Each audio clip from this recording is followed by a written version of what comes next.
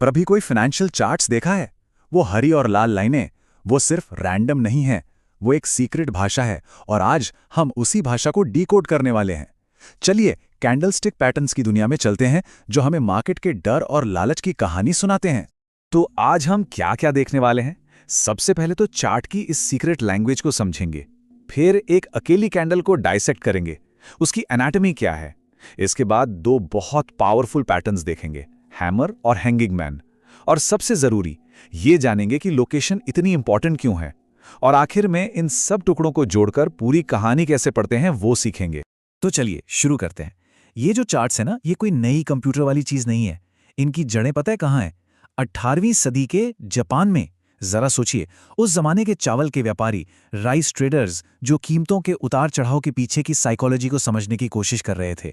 कमाल की बात है ना, उन्होंने ही ये विजुअल लैंग्वेज बनाई थी और ये आज भी उतनी ही रेलेवेंट है। तो सवाल ये है कि जब हम एक चार्ट को देखते हैं तो बाजार हमें असल में क्या कहानी सुना रहा है। ये कहानी है एक कभी ना खत्म होने वाली लड़ाई की। एक तरफ है बायर्स, जिन्हें हम बुल्स कहते हैं, और दूसरी तरफ है सेलर्स यानी बेयर्स। और हर एक कैंडल वो उस लड़ाई का एक राउंड है, जो हमें बताता है कि उस राउंड में कौन जीता और कौन हारा। और उस लड़ाई के हर राउंड को समझने के लिए हमें चार्ट के सबसे बेसिक बिल्डिंग ब्लॉक को समझना होगा, और वो है एक अकेली कैंडलस्टिक। तो ये कैंडलस्टिक आखिर है क्या? इसे ऐसे समझिए कि ये किसी एक टाइम पीरियड की, मान लीजिए एक दिन की, प्राइस स्टोरी का एक छोटा सा समरी है। ये हमें चार मेन चीजें बताती है। दिन शुरू कहां से हुआ, ओपन, खत्म कहां पर हुआ, क्लोज, दिन में सबसे ऊंचा कहां तक गया, हाई, और सबसे नीचे कहां तक गया, लो। बस इन्हीं चार डेटा पॉइंट से पूरी कहानी बनती है। कैंडल का रंग तो हमें एक झटके में बता देता है कि लड़ाई जीती किसने। अगर हरी है मतलब बायर्स ने प्राइस को ऊपर धकेला, ओपन से ऊपर क्लोज किया, ये एक जीत है। और अगर लाल है तो मतलब सेलर्स ने प्राइस को नीचे खींच लिया। इसका जो मोटा हिस्सा है, जिसे बॉडी कहते हैं, वो ओपन और क्लोज के बीच का मेन बैटल ग्राउंड है। और वो पतली पतली लकीरें, जिन्हें विक्स कहते हैं, वो दिन के एक्सट्रीम पॉइंट्स हैं, जहां लड़ाई सबसे खतरनाक थी। तो ये बात याद रखनी है, हर कैंडल एक कहानी है। अगर विक लंबी है मतलब बायर्स और सेलर्स के बीच जोरदार खींचतान हुई। बॉडी छोटी है मतलब कोई भी जीत नहीं पाया। एक तरह का कंफ्यूजन है मार्केट में। अब कहानी दिखनी शुरू हुई? ठीक है, अब जब हम एक अकेली कैंडल पढ़ना सीख गए हैं, तो चलिए कुछ पावरफुल पैटर्न्स देखते हैं। शुरू करते हैं हैमर और हैंगिंग मैन से। और यहीं पर एक मज़ेदार ट्विस्ट है। एक ही जैसी दिखने वाली कैंडल मार्केट के ट्रेंड के हिसाब से या तो बहुत अच्छी खबर हो सकती है या बहुत बुरी। इन पैटर्न्स को पहचानना बहुत आसान है। सोचिए, एक छोटी मोटी सी बॉडी ऊपर की तरफ और उसके नीचे एक बहुत लंबी विक या शैडो। रूल सीधा सा है, ये जो निचली शैडो है ये बॉडी की लंबाई से कम डबल होनी चाहिए। और एक बात ये बहुत इंपॉर्टेंट है, कैंडल का रंग हरा हो या लाल कोई फर्क नहीं पड़ता, यहां सिर्फ शेप और लोकेशन मैटर करती है। तो यहां आता है मिलियन डॉलर सवाल, अगर शेप एक ही है तो हम फर्क कैसे करें? जवाब सिर्फ एक शब्द में है, लोकेशन। अगर ये पैटर्न एक लंबे डाउन ट्रेंड के बाद नीचे बनता है तो ये एक हैमर है, जो इशारा करता है कि मार्केट अब ऊपर जा सकता है। लेकिन अगर यही सेम शेप एक लंबे अप ट्रेंड के बाद ऊपर बनता है तो ये एक हैंगिंग मैन है, जो एक बहुत बड़ी वार्निंग है। और इस बात को गांठ बांध लेना बहुत जरूरी है। किसी भी पैटर्न का अकेले कोई मतलब नहीं है जब तक वो सही जगह पर ना हो। कॉन्टेक्स्ट ही एक मामूली शेप को एक पावरफुल सिग्नल बनाता है। चलिए हैमर की कहानी को थोड़ा और समझते हैं। इसका मतलब यह है कि दिन में सेलर्स ने तो पूरी कोशिश की प्राइस को नीचे धकेलने की, लेकिन आखिर में बायर्स इतनी जोरदार वापसी करते हैं कि वो प्राइस को वापस ऊपर खींच लेते हैं। ये एक साइन है कि सेलर्स की हिम्मत अब टूट रही है और बायर्स कंट्रोल अपने हाथ में ले रहे हैं। तो फिर हैंगिंग मैन की कहानी क्या है?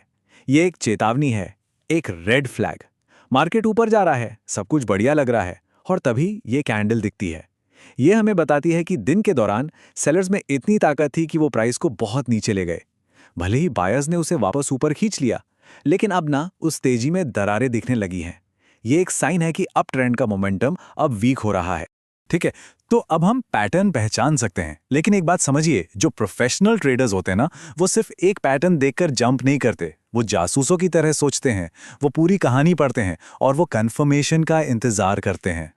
यहाँ एक सिंपल 4 स्टेप फ्रेमवर्क है जो प्रोफेशनल्स यूज करते हैं। स्टेप 1, पैटर्न को पहचानो। स्टेप 2, उसकी लोकेशन चेक करो, क्या ये क्लियर ट्रेंड के एंड में है।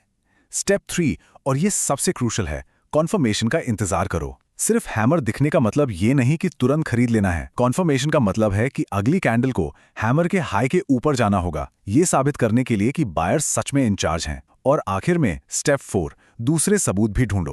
तो ये दूसरे सबूत क्या हैं जो एक पैटर्न को और भी ज्यादा पावरफुल बनाते हैं? पहली चीज, अगर ये एक इंपॉर्टेंट सपोर्ट लेवल पर बन रहा है, मतलब एक ऐसी प्राइस लाइन जहां से मार्केट पहले भी कई बार ऊपर गया है।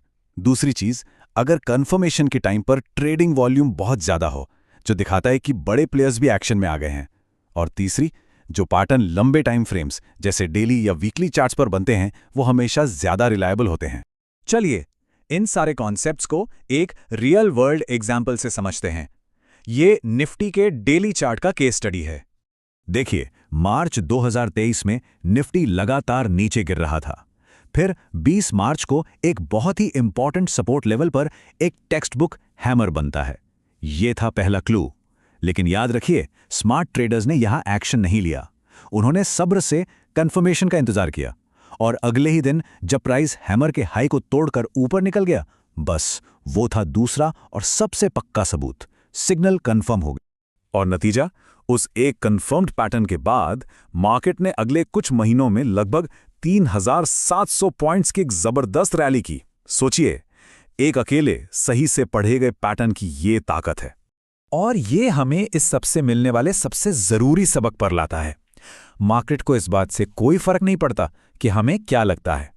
सक्सेसफुल ट्रेडिंग भावनाओं या अंदाजों पर नहीं, बल्कि डिसिप्लिन के साथ सबूतों पर की जाती है। मतलब जो चार्ट पे साफ साफ दिख रहा है उस पर। तो हम आपको इसी एक सवाल के साथ छोड़कर जा रहे हैं। ये जो पैटर्न्स है, ये सिर्फ लाइंस या शेप्स नहीं है। ये मार्केट की कलेक्टिव साइकोलॉजी का एक तरह से एक्सरे हैं, जो डर और लालच जैसी इंसानी भावनाओं को हमारे सामने रखते हैं।